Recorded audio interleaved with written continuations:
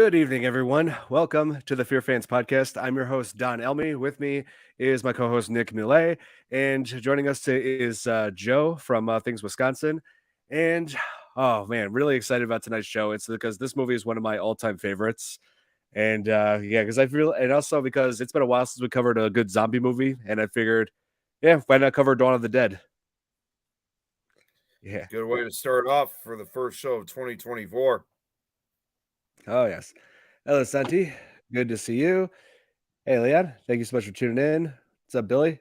Oh, and we got Dead Souls. Yeah, I believe I've seen you on some of my shows on my live streams before. Yeah. So yeah, Dawn of the Dead. I mean, and I'm properly dressed for the occasion. Hey, Kate. T-shirt. Nice shirt. I didn't know you had that, Don. Just got it yesterday. Cool. Just got it yesterday. Yeah, right off of Amazon. Yeah. So yeah, Dawn of the Dead. There's it's the continuation of Night of the Living Dead. So 1978, 10 years after George Romero's original film, Night of the Living Dead. And so with Dawn of the Dead, he always wanted to make another zombie movie, but after the success of Night of the Living Dead, but he wanted to do so on a much larger scale. And he managed to pull that off with the amazing cast and crew that worked on this film. Yeah, definitely. And you know what's actually even more amazing, by the way, because I don't know if you know this, Don. Hey, Tom.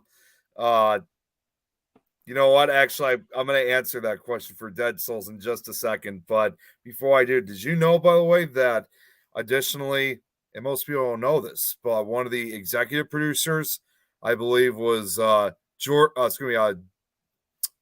Argento, who just a year prior directed Suspiria, which is alongside Dawn of the Dead, it's literally one of my all-time favorite movies. If not, probably at one point it was probably like my favorite movie ever. So there was even some other veterans involved in this film. Oh yeah, and brilliant effects work from the legendary Tom Savini. Yep, you got Tom Savini too. Oh yes. Oh man, and yeah, and why don't we answer Dead Souls' question? So it's definitely a movie that's worth checking out. I've been a big fan of it. In fact, I don't do this very often, but what if I told you I actually have a little commercial of Dawn of the Dead that was made back in the 70s? Do you mind if I show it, Don? Sure. It's just a minute long, so hopefully it shouldn't be a copyright issue because it was a commercial. So we'll give it a shot. Yeah. It's just a minute, so it's probably one of my favorites. So here we go. In 1968, George Romero brought us Night of the Living Dead. It became the classic horror film of its time. Now, George Romero brings us the most intensely shocking motion picture experience for all times. Dawn of the Dead. Night of the Living Dead has ended. Dawn of the Dead is here.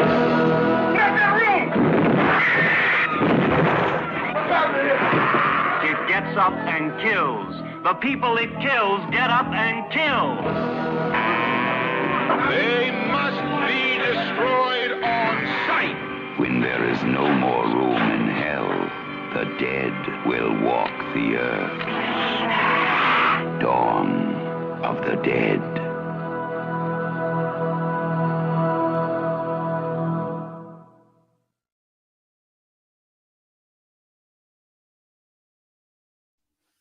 Oh man, yeah, like this. Yeah, this movie was a real game changer back then. I mean, because that warning that was shown at the end that's saying no one under 17 would be admitted. This movie came this close to being X-rated because of all the funny how a lot of them almost became X-rated during the 70s. Yeah, it's because of the violence and the horror content. Yep. Exactly.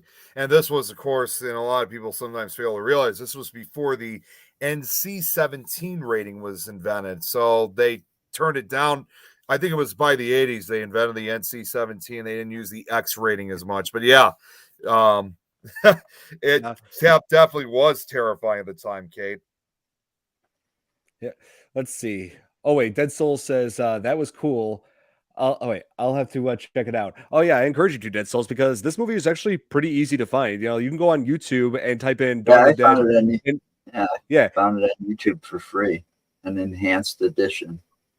yes, they have the 4K and Blu-ray editions on there. Right. So yeah, it's so Dead Souls. You're in for a awesome treat for when you watch Dawn of the Dead. It's absolutely amazing. Pickle Tom. Tom. Yeah, that's right. Tom is sick today. Yeah, I just feel bad that he wasn't able to join us on this. I just hope he gets better real soon. Yeah. Let's see here. Oh, Jill yep, there's Jill. Here we go. Hey, What's Jill. up, Jill? Hi. Hey, good to see you. Now, wait, I got to go back from something that Santi just said. Okay, here.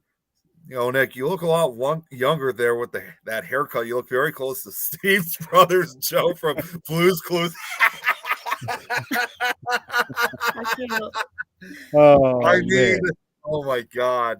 That brings back, man. I used to watch that back in the day, but I never thought that way. Really? I watched it too.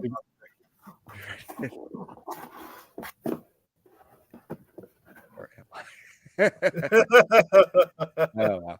So how's everything, Jill? So far so good. I'm okay, but everyone's always getting sick, so you know, I feel bad for everyone that's sick right now. I hope you guys all get better. Oh yeah, like my family's been getting sick too. Yeah, we were just looking at that comment they made about his haircut. Not me. I'm just trying to wait out this storm front that's coming through yet. Is it Oh yeah, we've been getting. I think you guys should probably got hit a little harder than we did because I'm a little further north of like Madison and all of that. But still, it wasn't as bad as they said it was this morning, but it's still, you know, I think they're going to be a day off when we wake up tomorrow. There's going to be the issues. Oh man, yeah, I'm gonna be snowed in. Oh, let's see. Yeah, Billy. I was just looking at this question right here. You know, that zombie. The movie was called Zombie in Italy and had unofficial sequels. The zombie series. Yes, I know exactly what you're talking about. This is one of them. Yeah, Italy wanted to cash in on the success of Dawn of the Dead by calling it this Zombie 2. You know, tricking people into thinking that this was a sequel. But no, it's got a completely different story, completely different characters. It's like no relation to Dawn of the Dead at all. But this is actually a good movie, though. I will say that. Yeah, see, like what Billy just said. Zombie, AK Zombie 2. Mm-hmm. What's up, Joanne? Oh, they're getting 20 to 30 centimeters up in Canada. Wow. What's that in inches? That's, I don't do metric. I'll look it up. Yeah, funny how we're just one of the 3 countries that do not use the metric system. Yeah, I learned it when I was in, you know, you had to when I was like in middle school and stuff. It was like a requirement that they were teaching it and all of that. But in high school, it just kind of faded away. So I just looked it up. I mean, it's quite a dramatic number. So I'm just going to make it simple. It's 30 centimeters. That's about 11 inches. Holy shit. Almost a foot of snow. Jeremy just wrote it down. 30 is 11. Yeah. Oh, yeah. Man, so hopefully salt the road pretty well.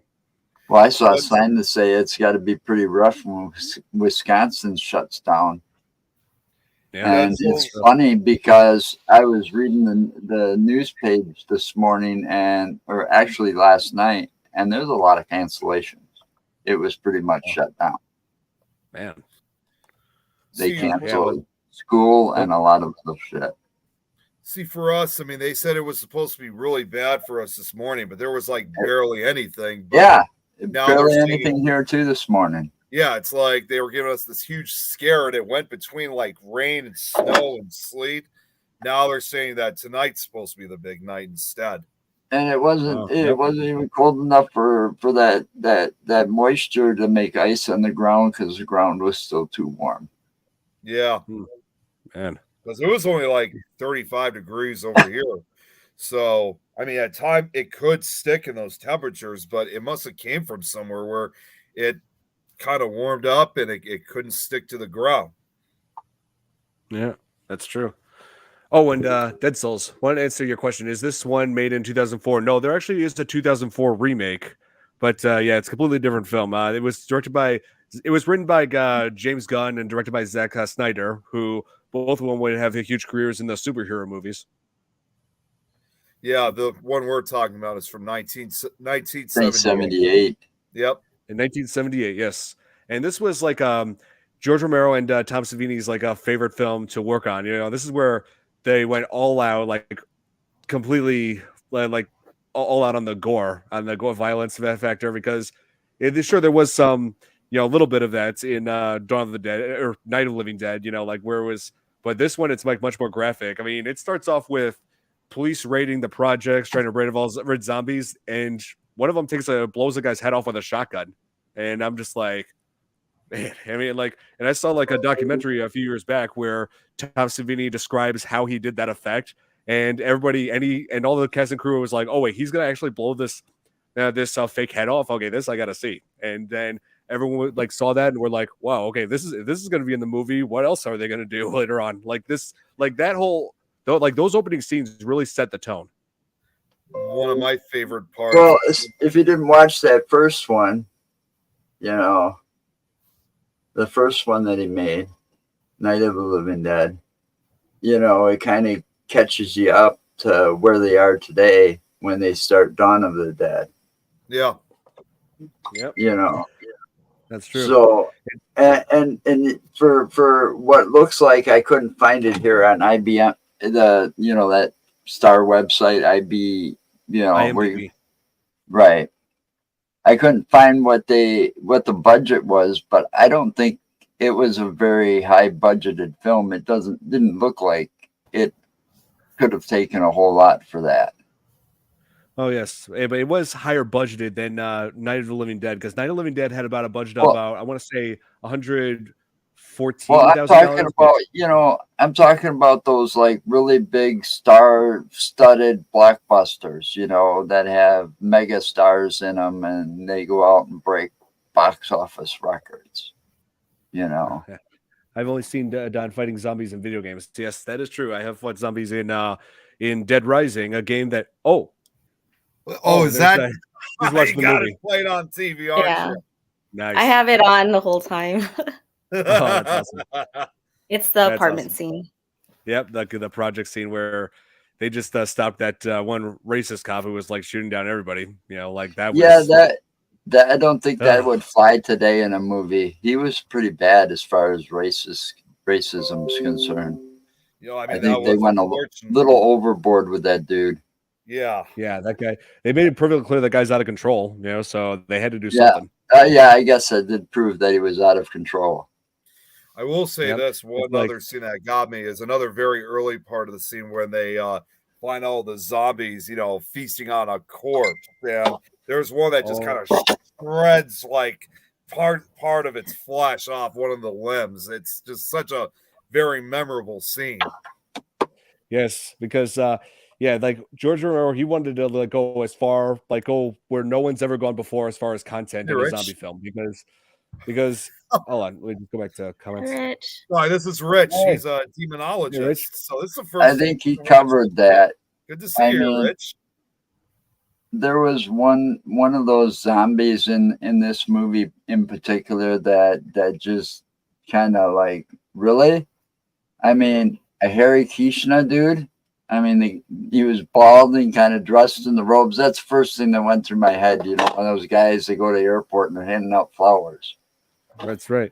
And I wanted to mention, I wanted to mention when Nick, you were saying like where a guy with zombies were like eating a limb and flesh tearing off. I think you were referring to that basement scene where Peter and Roger were like we're in the projects, you know, like taking care of that, and like the actor who played who played Roger, like he was disgusted by that scene, like when it showed the zombies like eating the limbs, eating the flesh off the limbs, and he even went to George, looked at George and said, "George, this is really disgusting." And then George just looked at him, smiled, and said, "I know." It's like he just did this whole entire movie with a smile. And I gotta say, George Romero, very, very incredibly nice guy when I met him all those years ago. We both met him. We both met him. We both of us met him. That's pretty cool. Oh. Yeah, both him and Tom Savini. It was back in 2009. So this was basically about a year after the 40th anniversary of Night of the Living Dead, and of course 30th anniversary of Dawn of the Dead. So it was he really was great. He was great to me. And what's funny was long story short, when we got to meet him, obviously when he showed up, he had a huge line. I mean, we knew it was going to be a while before we were going to see him. So my dad, who was with us, he told at that time I was 16. You were 17, Don. So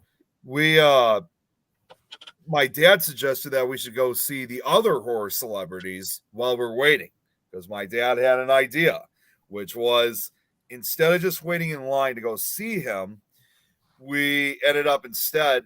So yeah, we decided to go see the other horror celebrities, and then at the very last second, right before they were about to close the line, that's when we got in line. When there was just a few people left, we were the very last ones to see them, and we were able to get pictures with them. So we weren't able to get like any signatures or autographs. But you know what? That didn't really. I mean, at least for me, that doesn't matter as much as getting a photo. To me, the photos are more important than the signatures.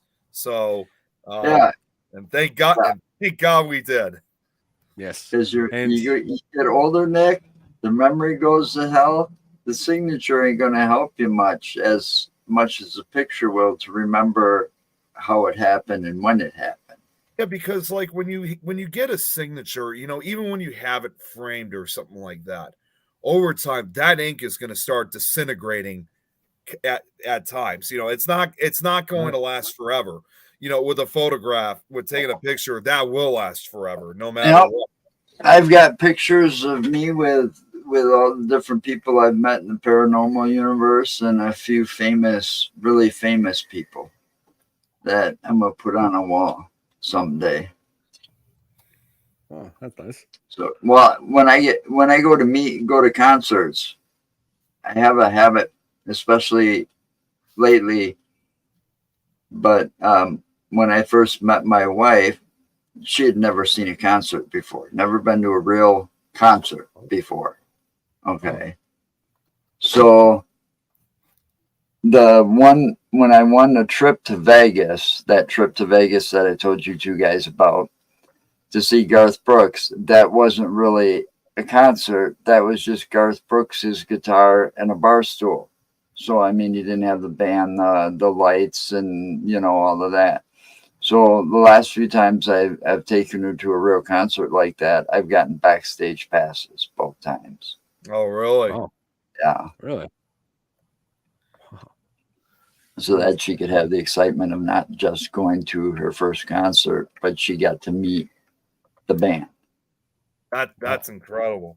Nice. They were country concerts. For me, I'm into all kinds of music, and I got to meet Sawyer Brown and Black Hawk.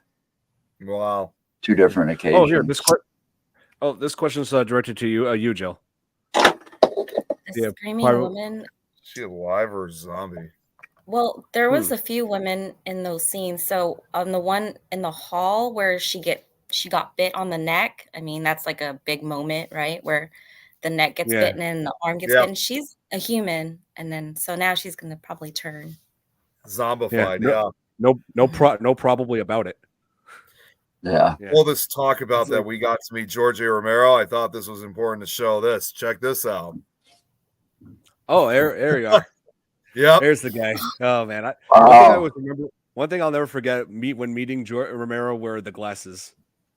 Yeah, he always wore those. There's you, glasses. Don. Yep, there's Don. me. Before the spiked hair. And you can see already back at age 16, I was already wearing my paranormal shirts then. So that's it. Chicago's Ghost? Chicago Ghost Conference. That was about 2 years after the first annual one, which was back in 2007. But yeah, we were the last ones that got to see them.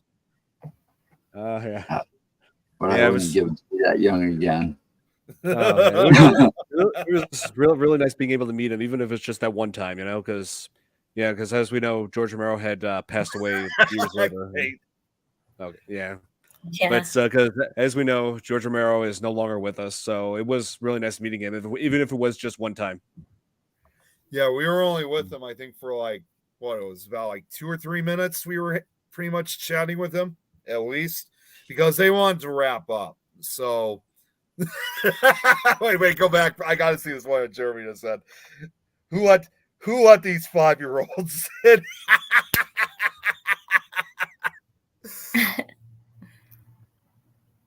Let's see. Romero was at a point of doing a Resident Evil movie. Well, he did contribute to Resident Evil. He actually directed a trailer for Resident Evil 2, like it was like a TV trailer. Yeah, promoting the game. He actually did direct that. So, yeah, I wonder if I could pull it up somewhere. But, well, I just watched Raccoon City, like that newer version of Resident Evil. It was okay. Yeah, it's just all right for what it is. Right. It's like they're trying to give us a more faithful adaptation of Resident Evil. It feels at this point it just feels like too little, too late. Yeah. Don, while you're looking it up, Kate's got a question, and this is actually a question that I'm surprised no one's asked us before on this show. How did we meet? I knew this day was going to come eventually. Yep. So as some of you know, I am actually a high functioning autistic, and so at the time I was 12. My parents were looking for other families that had autistic kids and loved scary things, and so my parents came across this Chicago Haunted Tour, and my mom got a hold of Nick's mom and decided we should all meet up, and me and Nick met back in 2004 at that Chicago Haunted Ghost Tour. 2005. Or 2005, yes. Yeah. And we were on a tour around Chicago, saw a place where the Valentine's Day Massacre had occurred, like the Al Capone days. And let's see. I remember us right after that eating at the Hard Rock Cafe downtown. I remember that just like yesterday. Yep. Both of us loved horror, and we had similar interests, and we've been friends since. Did you just become best friends? What? It's pretty cool. You don't have friends that you can count on or been around for 20 years. I've got one that I've known for 20 plus years. No, same here. I've by a certain point, you end up washing your hands of the bad news or the bad influences or whatever. Yeah, at the time that we met, this was when I was just starting to get into the paranormal field. So this was just a few months afterwards. It's best ever. It's like a movie in itself. You're right, Kate. Yeah. It is. And here, Billy was asking this right here. I just came across this. Wanted to say, since you brought up ratings, Requiem for a Dream was unrated during its theatrical release. I did hear about that. Yeah, they did have issues trying to get that movie rated. So. I know the rating system was just especially back in the 70s, where you can get away with having a decapitation take place and still get a PG rating. That's right. And have the same rating as Frozen. Yeah, but in some of those cases, like we were talking earlier, this movie almost got an X-rated. I mean, most of your X-rated films, when you think X-rated movies, you're thinking pornos. Yeah. Yeah, there was no real nudity in this film. There's not. It was all blood and gore and a little swearing and people getting pissed off and out of control. Yeah, that's what George Romero's intention was. He was trying to create a film that accurately depicts a whole world gone to hell, a zombie apocalypse that brings the society down, and everyone is just fighting for survival. And he did a good job in my mind. I mean, I would have been with those four up there and trying to lock myself down in that mall where you've got everything. Exactly. Possibly need. So for those who haven't seen out there who haven't seen Dawn of the Dead, it focuses on 4 survivors two employees at a news station who steal the news chopper and team up with two SWAT team members who gone AWOL. Everybody's trying to get out of the city. Society's going down. Zombies are spreading. The police and military can't control it. Everybody's evacuating the major cities where the outbreaks are the worst. So they're not listening to each other. Yeah. So the four survivors are trying to take refuge somewhere in the sticks, and they come across this mall that has a few zombies scattered around inside. So they take refuge in the upstairs storage room. And so once they got the zombies under control, they basically built this safe haven for themselves out of a shopping mall. And where it just has everything that they could ever want or need. It's like their own little paradise. But it's like while they're indulging in everything over the next few months, they are forced to just watch as the whole world crumbles further and further to the point where there's no hope for humanity. Yeah, it's like at first you think to yourself, like you talk about a mall, there's food, there's clothes, there's whatever you need. Ammunition, guns. Yeah, and guns. Yeah, there was the gun store. Probably guns too, yeah.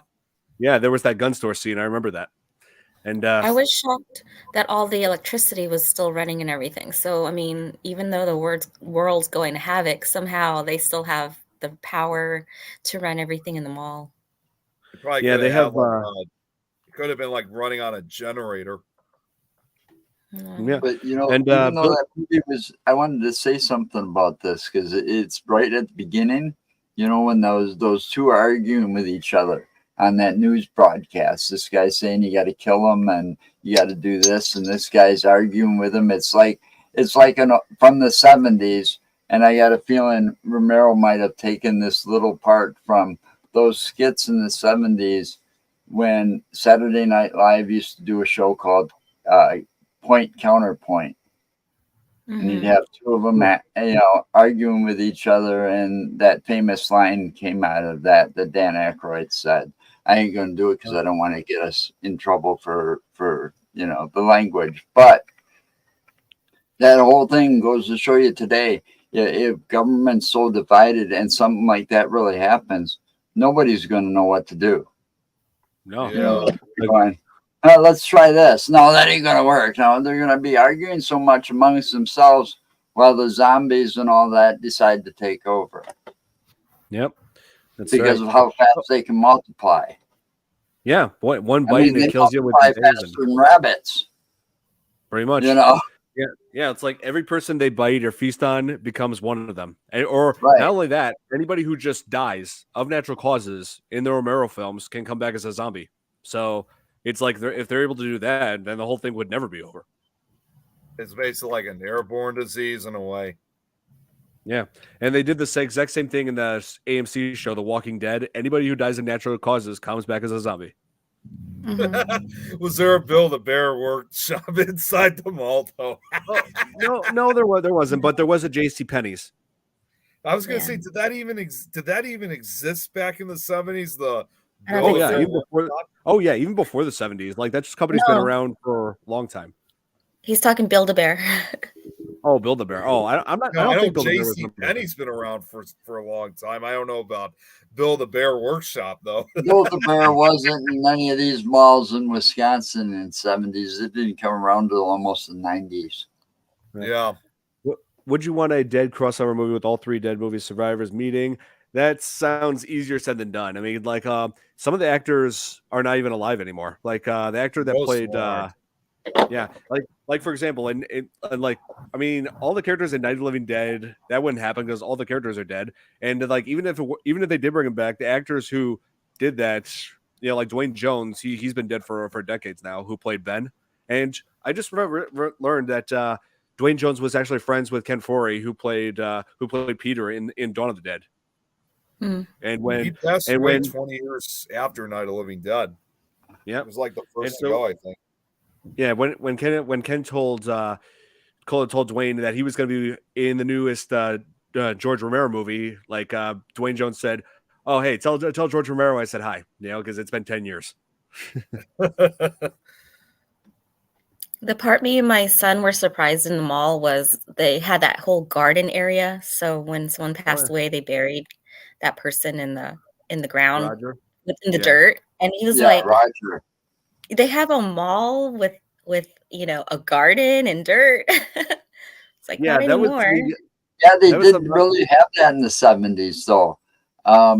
The two famous ones in Madison are Easttown and Westtown Mall, and they had like seating areas, they had fountains, and they also had areas where there was real plants growing in the mall with dirt and stuff. Big, huge, yeah. They had real huge gardens with trees really growing in the middle of the mall back then. It's nice. Oh, yeah. And this mall was the Monroeville Mall in Pennsylvania, and yeah, it's supposedly it's one of the first indoor malls in America, and so yeah, they couldn't have picked a better location to make this film, and conveniently George Romero knew the people that owned it, yeah, so and it's sort of how he came up with the idea, like when the owners told George that this mall could survive a natural disaster, and so George Romero said, "What about a zombie outbreak?" And so that gave and so that gave George Romero the idea of making Dawn of the Dead, because he wanted to create another zombie movie, but he wanted to do it so in a much bigger way. And so, for survivors taking refuge inside of a mall, that he felt like that was the way to go. Well, another thing too they had was when they shot Dawn of the Dead. When they started shooting it, you don't really notice it very much because they were obviously trying to hide it as much as they could. But they actually shot most of the indoor mall scenes at night. They had to get into the mall at night to shoot the film because obviously they couldn't shoot it during the day when business was in full operation for all the different shops and fast food restaurants that were running. So they had to shoot all of it at nighttime. That's why all the gates were down. Yep. Exactly, because that was when they closed it. They literally closed it down so they could shoot their movie. Yeah, that's very true. And still, in the 70s, though, the way they did, probably, they wouldn't be able to get away with that on that scale. They'd have to do a lot of that in the studio today. Yeah, yeah. With all the security things that's happened since the 70s, where security's gotten tighter on a lot of things because of like 9/11 and all of that. Yeah. Oh, yeah. They wouldn't be able to lock down a whole mall, not even at night when it was closed. No. Oh, and Billy's asking, do they mention the events from Night of the Living Dead and Dawn of the Dead? No, they do not. But it is implied that that Dawn of the Dead, the beginning of Dawn of the Dead, takes place about 3 weeks after the events of Night of the Living Dead, because there was one part where they in the news station where there was an argument with the interviewer and the doctor. The doctor said, "You have not listened to this situation for 3 weeks." So this could have taken place 3 weeks after. It's like, so all it took was 3 weeks for the society to collapse. 3 weeks. Well, yeah, they did, Billy. It was that also gives you an idea of how fast the zombies can multiply then too.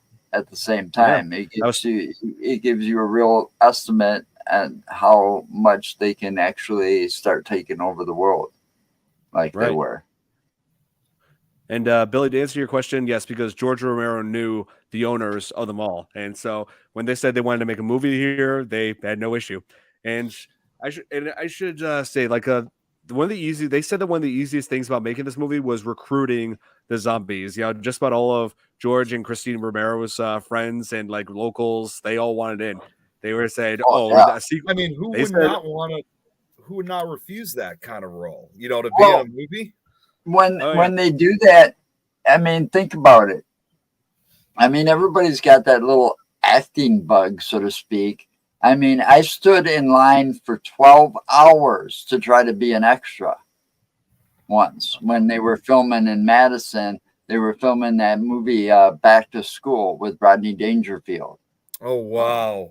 Huh. And they were looking for like 150 extras to be in that movie. Mm-hmm. For different. And yeah, I never made it. I wish, but yeah, think about it though. I mean, anyone they offered saying, you want to be an extra in this movie, I mean, how could you not refuse something like that? Because knowing that you never really, because you're looking at, when you look at a lot of the extras that portray the zombies in this film, or any of George A. Romero's movies, you know for a fact that for most of them, it's a one-time deal. They know they never chose a film career. They know this is going to be probably the only opportunity in their entire life where they were going to appear in a movie, even if it was just for like a few minutes. Have to memorize lines. Yeah, I mean, it's just an offer you can't refuse. But I definitely agree with what you said, Joe, too. I mean, this whole thing about the mall and stuff like that. I mean, you sure as hell couldn't do that today. Definitely not. Right. No way. And I mean, so that's probably the last time. That's probably the last movie that probably got made that could lock down a mall like that. You know, pretty much, yeah. And What I about like when about they had the What's biker up? scene? When they had the gang come through and they destroyed the mall. I was like, oh my gosh. yeah. Oh man. I mean, that also demonstrates another message this movie has is that not all good things are going to last, because what the 4 survivors set up in the mall as their paradise, that was not meant to last. You know, eventually it was going to go downhill. And thanks to that biker gang that wanted into the mall, that's what happened. They opened all the doors, more zombies got in, bikers are like shooting up the place and mowing down zombies and like putting pies in zombies' faces. And that was like, really, a pie fight in a zombie movie? But in the end, they met their own demise. So there was no victory for them. Pretty much. And I I liked how Tom Savini was also in that biker gang. He played one of the biker gang members. He was like, who had that machete. Yeah, he takes that machete with it on a zombie and says, "Say goodbye, creep." Boom, right into his forehead. Oh, nice. I'm having pande ube and green tea matcha.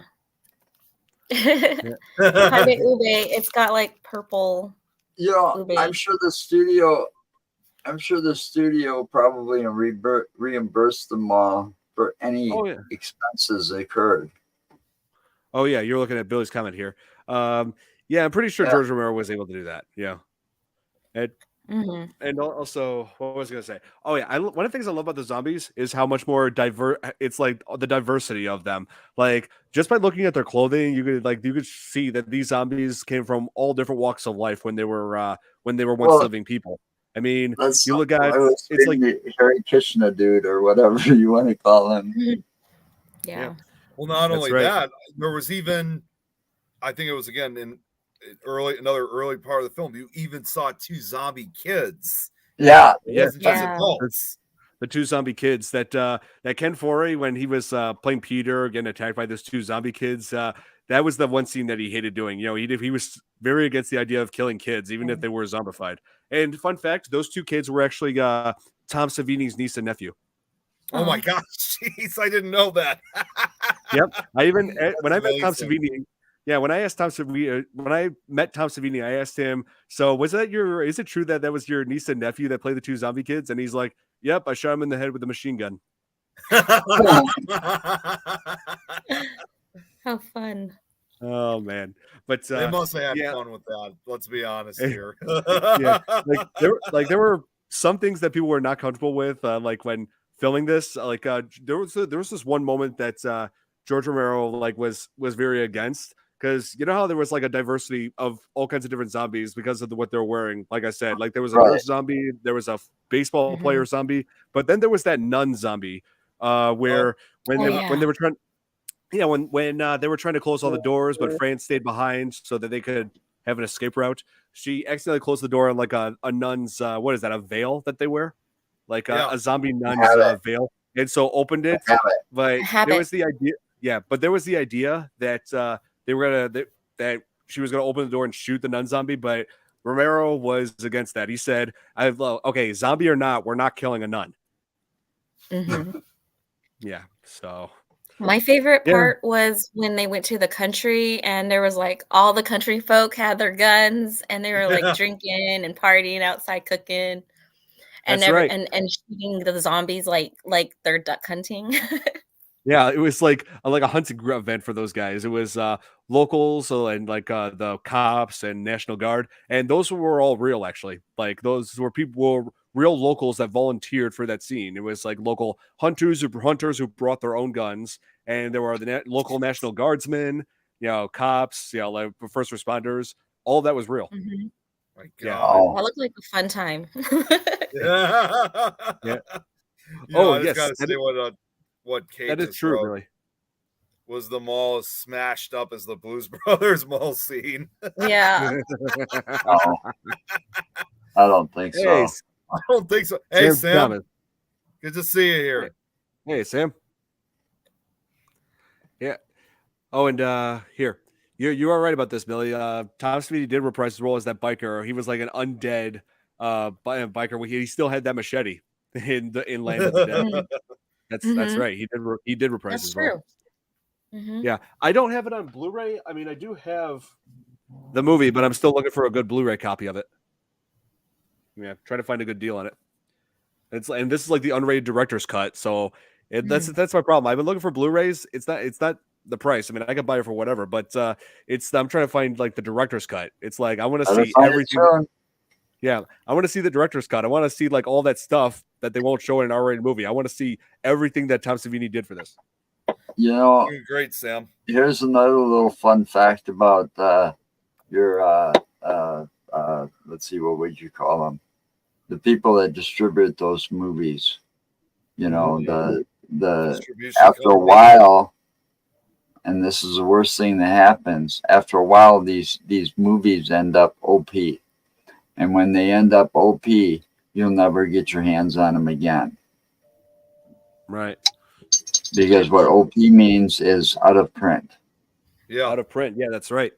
And so when a movie goes out of print, after being sold so many copies and it goes out of print, yeah, you're gonna have to really search hard then. That's right. But that one's probably not yet. Yeah, it's because I've seen it on Amazon. Oh yeah, like when I first saw Dawn of the Dead when I was 17, like renting it from Blockbuster. I researched the film. That's a bad word.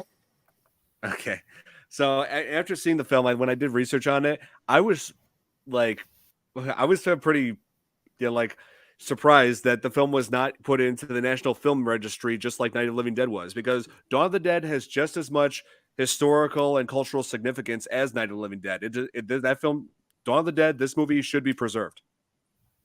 Well, it probably will be eventually. Sometimes it takes Hollywood forever to do things. And right now they got no imagination as far as I'm concerned. No, they don't. So, I mean, come on. I mean, they need to preserve the classics. Well, yeah. Back then, Hollywood back then, they had people like George Romero that had an imagination, that would create something that we've never seen before. Okay.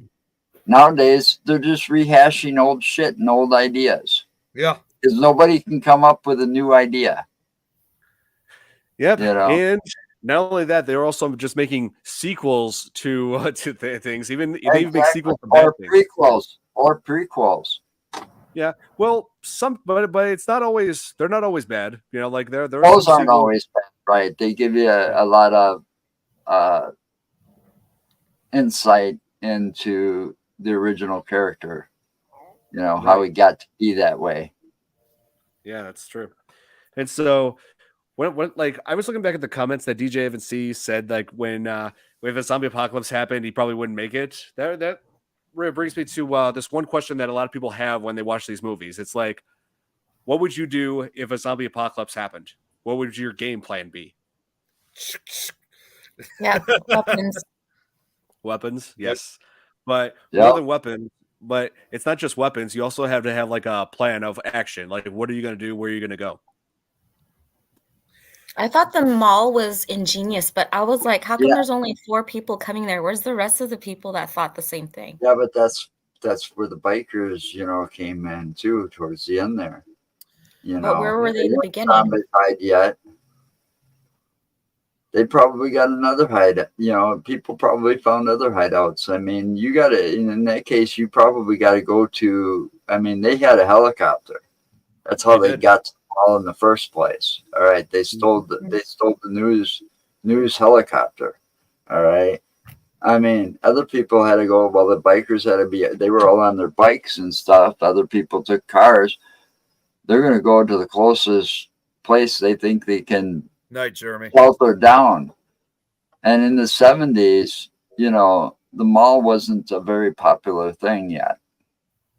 Yeah, that's true. Or like far and few in between, but you did have a lot of movie theaters and other bigger places that you go to. You know, that's right. Yeah, because a lot of, like there have been a few people who asked me what my plan would be. I actually do have one plan for the very, very slim chance if a zombie apocalypse actually did happen in real life. I actually do have a plan. And that plan is to gather up my family and go north. There's this there's a place that we always vacation to like every year. That's isolated way out in the sticks, and the nearest major city is about like 60 miles away. And but now it's way up. No, I mean this place is like in a town that's like far away from everything. Yeah, but still, your whole thing's got a fault to it. What are you going to do for food and water? Well, it's surrounded by there are plenty of lakes around in that area, so like plenty of fish. I'm just saying, you know, you want to live out of fish for the rest of your life? It's better. I guess you have to learn to kill and gut a deer too. Yeah, I'm experienced with fishing. I mean, hey, it's better than being eaten alive by zombies. Yeah, I mean, I'm wondering though, like, are the animals gonna turn too? Because it's like a virus. So. Yeah, no. Yeah, that's the other thing you gotta worry about too. That's one thing you got to consider. I'm with her. I'm too old to fight. I'd go like this. Yeah, I mean, they don't really explore that idea. Yeah, I mean, they don't really explore that idea in the Romero movies, but the one thing is certain. Me and my family would definitely not want to be in Chicago. Like if a zombie outbreak occurred. Well, I don't blame you. I wouldn't want to be in Chicago either. Yeah, I mean, there would be utter chaos, unlike anything you'd ever imagine if a zombie outbreak happened in Chicago. I mean, there would be, a total panic. People would be rioting, looting. So, like, it would be unlike anything you've ever seen. Doesn't some of that stuff happen every day down there, anyways? I'm sorry. I like warm bodies. I shouldn't diss Chicago when you guys are from there. I like in Warm Bodies. Remember Warm Bodies, the zombie movie, and they started to reverse their heart warming up. That's right. Yeah, but not sure if that would actually happen. But I mean, that was a good movie though. Yeah, it is. Like, it's just like, if it ever came to a zombie apocalypse, me and the survival of my family would be my priority, and that means getting them far away from Chicago, where all the chaos is happening. I don't want anybody mixed up in that. See, I think I probably have a few. Even thinking about it now, I think I actually have, like, for example, my scary stories. I think I got a few that kind of detail a zombie apocalypse in a way, like some of the tribute books. So, yeah, I don't know what I'd do. I'm still been kind of thinking it over. What do you got there, Don? Oh, there you go. The zombie survival guy. Well, I figured I'm too old. I'd end up just sticking it out where I am as long as I can, and they get too close. You have no choice. I mean, then you kind of have no choice. I mean, I'd rather. At the same time, though, I've got Excalibur over here. I'll make sure that son of a bitch is razor sharp because I'm going to chop off every one of their heads as they come into my house too. Like Michonne on The Walking Dead. Yeah, there you go. Yeah. I was just thinking of that. Oh yeah, but this actually is a good book. I recommend this, Nick. Like they got some like really like interesting things in it because I saw that book not long ago. Oh yeah, crazy enough, Nick. Crazy enough, this was actually written by the comedic filmmaker. Let's see, what was his name? This is written by the man who directed Spaceballs. Brooks. Yeah. Oh, okay. This is his Mel son, Max Brooks. Brooks. Mel Brooks, yes, and this is his son. This was written by his son, Max Brooks. Mel Brooks is like one of Mel Brooks. yeah. But Tom his just sent movies. me. But Tom just sent me a text message, and he just sent me the his new import, the 4K edition of Dawn of the Dead. It has like 4 discs on it. You got the theatrical cut on the first disc. The second disc is the extended Canes cut.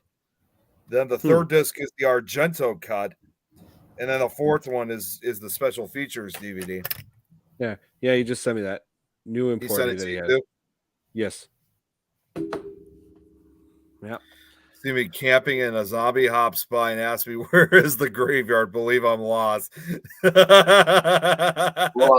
I think for the time that it was made, I think it was a really good movie. See, I didn't watch it back then. I guess I must have skipped over it. I wasn't really into the zombie movies so much. But I watched that thing, and it took me a little bit to watch it because I couldn't get past the Dan Aykroyd thing in the Saturday Night Live part of the newsroom that made me go back to Saturday Night Live. So I ended up going through that first 20 minutes quite a bit before I actually, stayed hooked in watching the movie. But other than that, for the time that it was made, I think it was a pretty good movie.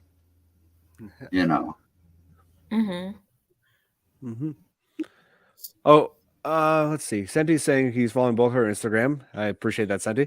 Oh, here. Billy is saying Sandy, that we got to move. I was going to say I appreciate it too, but just so you know, Sandy, I don't really use my Instagram account very often. So there's too many social media apps out there. I can't follow all of them. So if anything, Facebook would be better. Sorry, Don, go ahead. And Billy's saying that we got a movie based on that book starring Brad Pitt. He's referring to World War Z, which is also written by Max Brooks. Yep. Excuse me. Sorry, guys. I don't know why I keep yawning so much. Yeah. But Dawn of the Dead. Oh yeah, what can I say about this movie that hasn't been said by millions of times already? Because this is like to me, this is Dawn of the Dead is the greatest zombie movie of all time. I mean, it broke new grounds, and also I'm surprised that we haven't mentioned this yet. That this actually serves as an early example of a strong female character in a horror film, with the character Fran. Yeah, that who is like the love interest of Steven. Yeah, because I'm trying to remember what her name was. Yeah, because she was like when they were like as the situation went on, she was stepping up to the plate, like learning how to use a gun and learning how to hold her own. She was like a much better female lead than what they had in Night of the Living Dead. Where they had that character Barbara who was traumatized and spent the majority of the movie just freaked out on the couch. Galen Ross, that's what her name was. And she was pregnant. Oh, yeah, she was. Too. And that part's like, wow. And also, not only that, Galen Ross, the actress who played that character, a few years later in 1982, she returned for another George A. Romero film, which was in a Creep Show, which she was.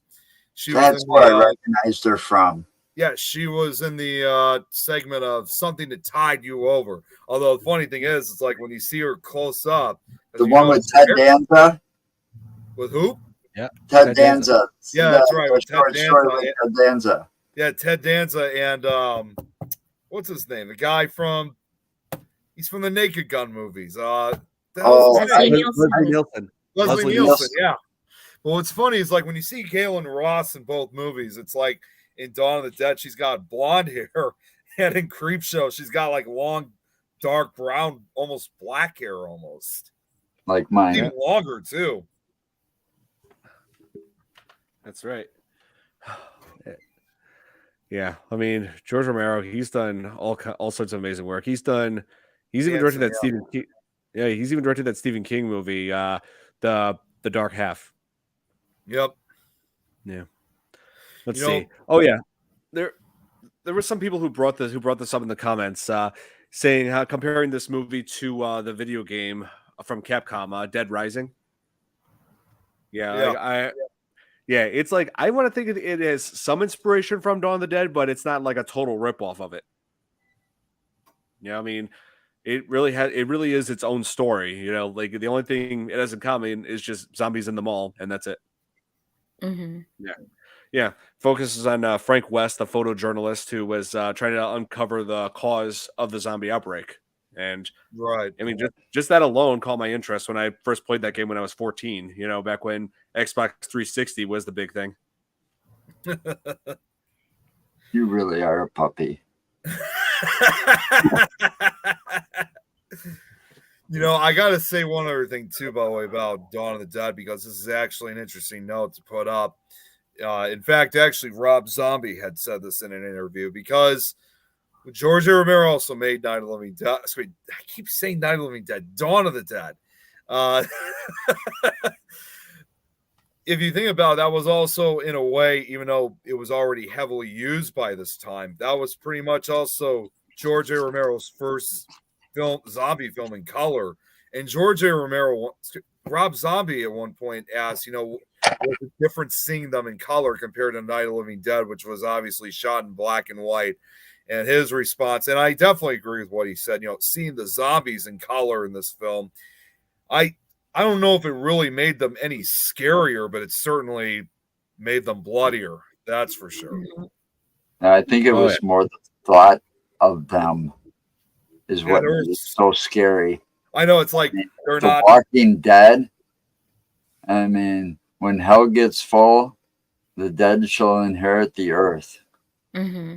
I mean, that's just a scary thought. That was just a scary thought. Think about it. There's no more room in hell. The dead will walk the earth. Right. It's Ken Foree.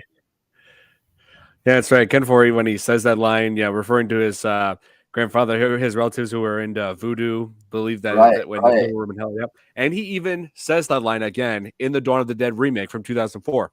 He was playing a different character, but he was like featured briefly as a cameo on TV. And it like basically was like, I think he was like a church pastor when it was like saying that saying that exact line, when there is no more room in hell, the dead will walk the earth. Yeah. It's also one other thing about that too is oh my god, I just lost my train of thought. It was actually really damn it. I can't remember what it was. Hopefully it'll come back, but it was actually another fact about this movie, but damn, I hate it when that happens. At least I'm not the only one that happens to. Mark makes on my show, I lose my train of thought all the time because of Mark, my co-host. Now we got a third co-host, so it's not so bad anymore. Who's the third co-host, speaking of which? Jesse. You met him. Oh, Jesse. Yeah. I just added him on Facebook earlier. Jesse's actually part of the Insane Asylum show as our third co-host on our show. And he's also part of, him and his wife are part of our investigation team. That's awesome. That's all. The more the merrier. We're talking about Jesse Don. That was the guy that was also with us that night. Right. Jesse. Jesse. Yeah. He's looking forward to wanting to investigate with us again. Both of Mark's pissed he didn't make it. Well, he's got a second chance. I told him that too. So we just haven't planned it yet. So, now it just came back of what I was going to say. All right, I got to say this while I still have it on my mind. But when you mentioned, Joe, about how there's so many of them, especially when it comes to that famous tagline. That's the other scary part, too, when you think about these zombies in this movie, is that, for the most part, if it was just a few of them, it'd be kind of manageable because obviously they're very slow. They don't have very much intelligence. It's like someone once said, they're not fast, they're not strong, they're not hugely intelligent. Well, and they were going to the mall out of habit. Yeah, it was just habit. It wasn't really intention or anything like that. But that's the scariest part. Again, they're not fast, strong, or hugely intelligent, but there's so many of them, though. Like, how can you defend yourself against 1,000 of them? You're always going to lose the numbers game. Yeah, right. Your chances of survival between, in this case, 4 people and like 1,000 of them. I mean, do the math. There would be no contest. Yeah, especially in the next movie, Day of the Dead, that comes after this one, where basically almost all of mankind is wiped out. And like, I think back to that opening scene at the completely abandoned and deteriorating what used to be Fort Myers, that city in Florida. And yeah, like it showed where there was basically no signs of life. I got to bring this up with what Sam just brought up, because this got my attention immediately. Last of Us. Yeah. Yes, there is. There is going to be a second season, Sam. Yes, I saw this today. Caitlin Devers going to cast as Abby. Caitlin Devers. Really? I knew they were going to have Abby. I knew it. So she's in there for season 2. Isn't that a game as well? Yes, it is. Isn't there a game called Last of Us? That's like it's awesome. Why don't you tell a little bit about, because you've had more experience with the game than the rest of us. I mean, like, isn't it like a story-based game or something? It is a story-based game. The Last of Us is the story of, like, there is an apocalyptic plague, which is not a virus, but it's a form of fungus, a form of cordyceps.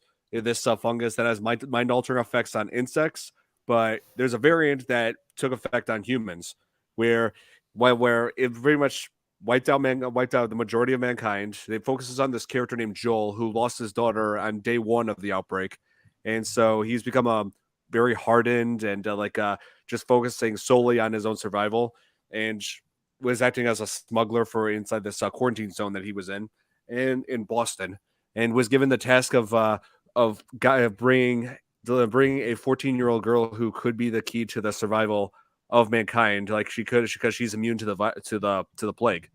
And so it's a cross-country adventure for them, and over time they've learned to accept one another as like a surrogate father and daughter. And because the opening is tragic. Yes, the opening is super tragic, very tragic. One of the darkest intros I ever experienced in a video game. I first played that back in 2013, the game, and I was just like, my God, this starts off like, seriously, this game is not play around. But then as the game goes on, the story becomes all the more compelling. It's like each time I picked up the PlayStation controller, I wanted to play more Last of Us. I wanted to see what happened next. Like I love these two characters, Joel and Ellie. It's just an amazing game. And now they did something that I didn't think would be possible. Actually creating a TV series based on that was just as good, just as incredible. And Pedro Pascal and Bella Ramsey did amazing playing those two characters.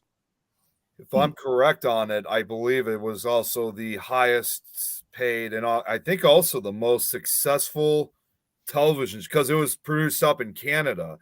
I don't know if Joanne's still watching, but I think it was like the most successful Canadian show ever really produced in Canada. It was that good, really that good. Wow. It is. I think also a part of it, I think, was also filmed, I believe, in that's the interesting part. As much as it looks, it was made up in Canada, but I believe it was also shot in parts of Finland as well. I think it was in one of the Nordic countries. So it's not really, if you think about it, an American show. It was made in Canada and a part of Europe. Yep. And let's see, the actors who are in the games cameo in it, reprising her role. Yes, one of the actress who played Marlene in the game reprised her role in this in the show. And I just seeing Joel and Ellie, their characters, they're brought to life in this was just amazing. The way they just played it out, where it became where they realized they need each other to survive. It's like Joel finally having something to live for, something to fight for. After everything that he had lost. That's like one of the most amazing aspects of that story. I downloaded that game and tried to play it, but couldn't. What? I have a problem. I have like when it comes to video games, I have a what you call like an attention deficit disorder or something. I can't watch those cutscenes. I want to get that, I want to get in because I've got the controller in my hand and I want to be doing something, not sitting there watching a cutscene. Yeah. Or a really long intro. It took me forever to just play some of those games like that. Yeah, wait. Hey, the industry. You think the cutscenes are bad? Do you think the cutscenes in this are bad? The ones in the second game are even longer. No, I just looked it up because I just thought of curiosity, knowing that obviously Sam's a huge fan of Last of Us as much as we are. Unfortunately, it will be another year before we see season 2 because they are saying it is set to premiere for 2025. Because they've put so much time into writing, like figuring out how to adapt another chapter of the series into season 2. Because it's like, are they going to go with the events that happened in the game? Because season 2, if they are, it's about to get a whole lot more tragic. I'm sure. I know what happens in the game. I'm not going to give away the story, but there are some things in it that will shock you. Oh, yeah, but wait a minute. Isn't it one of those games where, depending on the choices you make, you could have various outcomes? Don't think so. No? No. I thought it was one of those games. It was because of the strike, but I know it's not really happening anymore, if I'm correct. Right, Don? The writer's strike? Yeah, writer's strike's done. Actor's strike is done. So now everybody can finally get back to work. So yeah, everybody's happy. Seems like everybody's happy again. They've reached a compromise. They cut a deal, huh? Cut a deal. And also, the TV show Last of Us won 8 Emmys so far. I think it's just watch that. Oh yeah, that's so good. And it just got 2 Golden Globe Awards, actually 3. Yeah, yeah. So yeah, this show is already making history, being the greatest video game adaptation of all time. I love seeing Bella Ramsey. They have. Yeah, Bella Ramsey's incredible as Ellie. I loved her as that. And what's cool too, because we brought this up because about over a year ago, Joe, we did an episode of Last of Us. On this show, so we talked about it. And what's even cooler, again, when you think about it, with the production of the show too, is even the actors themselves are not even from the U.S. because Pedro Pasco's from Chile, right, Don? Yeah, Chile. And then, of course, Bella Ramsey's from the U.K. So, but they both, either way, they portray their characters really well. And of course, obviously, like everyone else, looking forward to what season 2 is going to bring for next year. That's what makes things work, though, is it's casting. Yeah, it's a lot about the casting too, as much as it is about the writing. If it That's just true. because something is written well, if you don't cast it right, and I can throw it, there's plenty of. We won't get into that, but there's plenty of them out there that they were written well, but they were casted poorly. Right. So the movie didn't work as well as should have. Oh, hey, I found that that live action Resident Evil 2 commercial that George Romero directed. Here. Me too, Billy. First exposure to Pascal's Kingsman 2. That actually is true. I remember seeing him in that sequel to Kingsman. My first was Game of Thrones for both those for both him and Bella Ramsey. Yeah, for both him and Bella Ramsey. Yep. Okay, here's that trailer, or not trailer. Yeah, the live action trailer.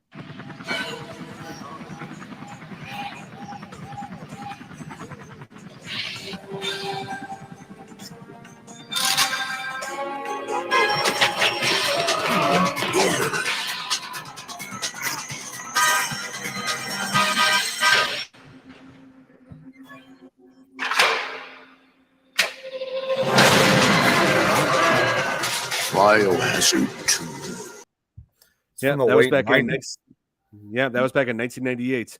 And Biohazard 2, because in Japan they don't call it Resident Evil, they call it Biohazard. And I just thought that was a really nice depiction of Leon and Claire, teaming up. Yeah. That was a very popular game too. It is. It's still considered to be one of the best video game sequels of all time. And now and now the remake of it is mind blowing. Yeah, I got a good video game background because I was playing games long before the two of you were born. Okay. And I'm too much of a gentleman to know how old she is, so I ain't gonna towards that. But as far as video games go, I was playing the 2600. The Atari 2600, yes. That's still one of the classic consoles. Then when I owned a video store, when I owned my video rental store, one of my best friends owned a store called Video Game Exchange, and he basically bought and sold used video games. So I had just about everything at my access, especially when I got to the hospital, because he basically let me rent them for free from him because he didn't do that for anybody. But we were such good friends so that I could play them while I was in the hospital. He'd even send up the systems to me. So I got to play all kinds of cool games. That's awesome. Yeah. Knew what was coming out before they came out. I just thought of this because I'm surprised no one brought this up, and this goes back to Dawn of the Dead. And this is another infamous scene too.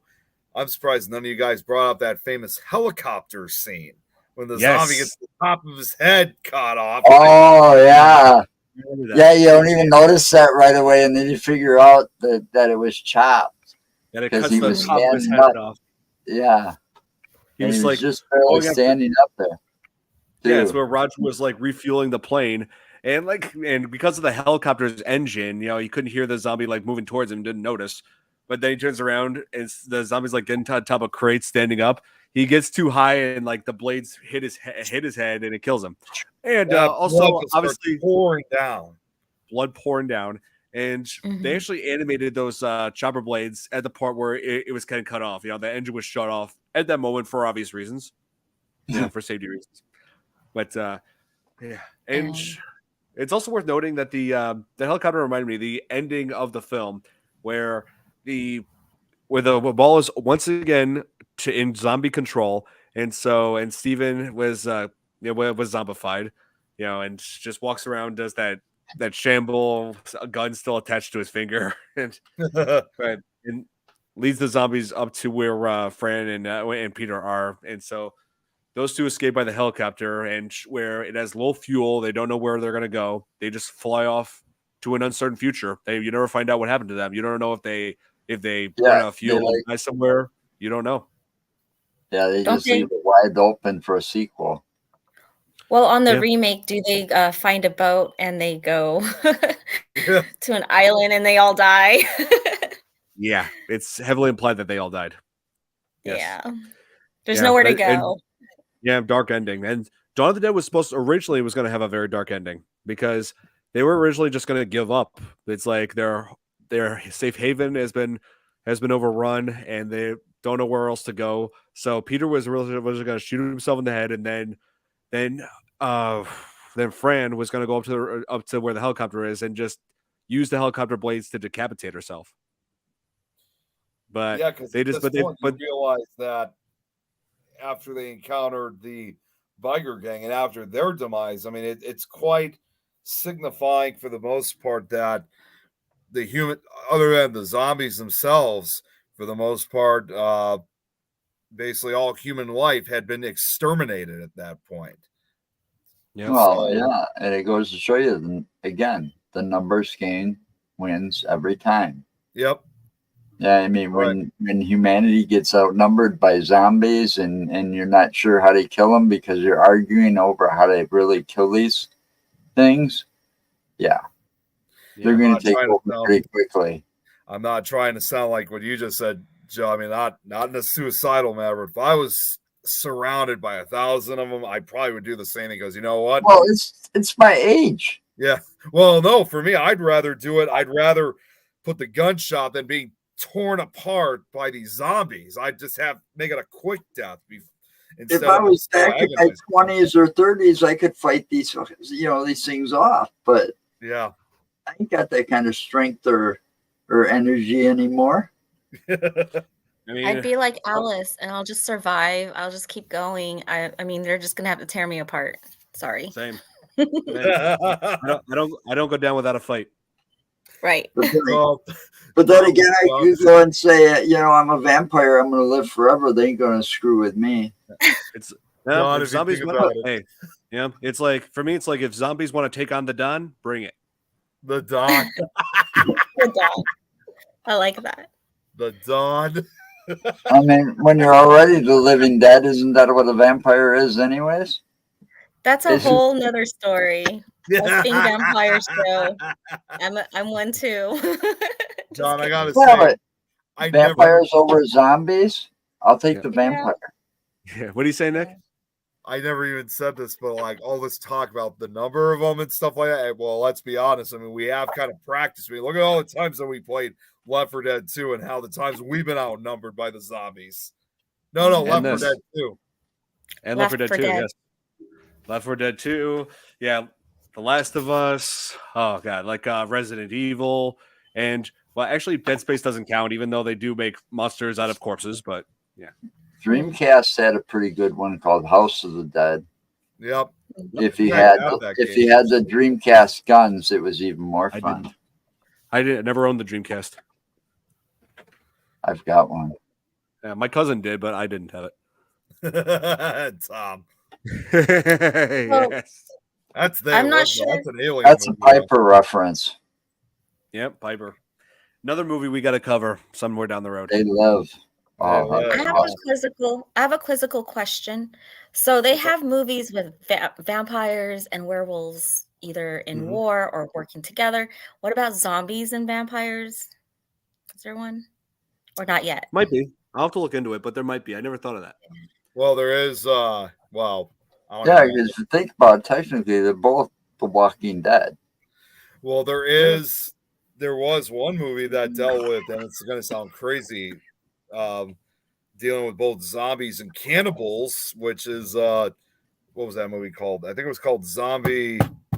It was another Italian film that was made early 80s called, oh my god, what's that movie called? It was like the first movie ever where it dealt with both zombies and cannibals together. I mean, we're talking like I would want to meet cannibals, man. Well, and the cannibals that are featured, it's like Cannibal Holocaust, Don. They're like cannibals from like the Amazon. Holocaust. Yeah, it was. Actually, wait, no, it was called. Ironically enough, it was called Zombie Holocaust. So, I think that sounds familiar. I think I came across that researching movies once. Yeah, it came out in the early 80s. It came out the same year, in fact, as Cannibal Holocaust, but it was the first one where it dealt with both zombies and cannibals, although there's also a mad scientist involved. I think I haven't seen the movie yet. I think the zombies are the result of the mad scientists, and like I said, the cannibals in that movie are, again, like Amazon, Stone Age tribes. Oh. In fact, you know what? It's even more amazing. I just looked this up. In fact, here's something that might even get more of your attention, Don. I believe the two main actors in that movie are the same actors that were just a year early, Lucio Fulci's Zombie. It's like they have similar roles in this. It's literally like a ripoff. Yeah. Wow. Yeah, Lucio Fulci. Yeah, God rest his soul. Yeah, man. Yeah, it's pretty crazy. Like, yeah, like even Dawn of the Dead had a native Italian working with the film. Like Dario Argento. Like because I saw that documentary years ago on Dawn of the Dead, and he Dario Argento speaks all Italian. He doesn't really speak much English at all, and that'd be cool. Yeah. And he does speak English, though. He's got a very heavy Italian accent. Oh, he does. Yes. It's hard to sometimes understand what he's saying. I mean, literally, that I had an Italian accent up till about 30 years ago. I mean, when you grow up in that kind of a family, and you got the elders like my grandfather and his brothers, and some great uncles and stuff and you get them all in the same room together, and that's all they speak. You know, they speak in the Italian accent. Yeah, yeah. I watched Sopranos. And you pick that, and you learn to pick it up, and it rubs off on you. Godfather, I like Godfather. It did. So, so but as they passed away, and you got less people to talk. So it's been like 30 years. Right. So since I'll watch a movie. I'll watch a movie and I'll just start picking up their accent. So you can always tell when I've been watching a certain movie or I'm binging on like Godfather 1, 2, 3. Yeah, I was just gonna say Godfather. I can understand when they're talking and they put the subtitles up there so you can read in case you don't speak. Yeah. Yeah. But after a while, I'll start talking like them too, and it's like, I've been watching Godfather too much. Oh, I wanted to mention I wanted to go back to the biker raiders in this. So like right when the bikers are like most of them are like leaving the mall. Like some of them are still scattered and overwhelmed by overpowered by the zombies, and that's where like you see some serious gore in that as well. I mean, they really hold nothing back in this film. Like there was actually one moment that I was pretty iffy about. Was one of them was like going into one of those machines that measures your blood pressure, strapped and ripped his arm off. Yep. Ripped his arm off. Yeah. I was like, why would this guy be doing this? Why? Yeah, I was thinking the same thing. It was like pure stupidity. What was he thinking? It's like you got zombies surrounding you. Why are you going into a blood pressure machine? It's like, I gotta check it. These zombies might be bringing my blood pressure high. I gotta check and see what it is. But then again, this goes back to what they said earlier. Somebody was saying earlier in the film, it's like they're following memory, like what they did. Or what they were used to doing. So they always went to the mall and they did this, the pattern. They always, and so maybe this guy, went to the mall once a day and he was checking his blood pressure, and that's what he was doing, kind of like in a loop, because that's what he had to do. That's all he remembered. Right. And so, and then they tear him away from his machine, his arm torn off, his arm's still stuck to that machine with like strapped on there. So they devour him, and I like how a few minutes later they cut back to his arm and it's measuring it. It says zero blood pressure 0/0. Now that actually did good. That actually got a chuckle out of me. Yeah, it's like one of the few times that it's like one of the few moments in the entire movie where it's actually comedic. Yeah, that part actually did get a chuckle. I think the pie scene was more funny than that, because I mean, come on, that's just out of classic comedy movies right there. Yeah. Pretty much. Yeah, exactly. And it's like the tone was like shifting around during those scenes. Like it's like first it gets comedic, they're throwing pies at zombies, and then moments where it gets serious, where the zombies are on the bikers, they're ripping out intestines, and oh man, and also, much by the way, those were pig intestines. I figured. Okay. They use that for the effect to make it like they actually used, so I'm still trying to figure out what they use for the blood in that, because the blood in this kind of looked kind of paintish. It probably was cornstarch maybe. Yeah, it was like they back in the 70s they would have used something like cornstarch or something to make the liquid thick like blood, like gravy. And then they'd use a food coloring, and sometimes you'd never get it right, because if you noticed in the 70s, sometimes the blood would never really look right.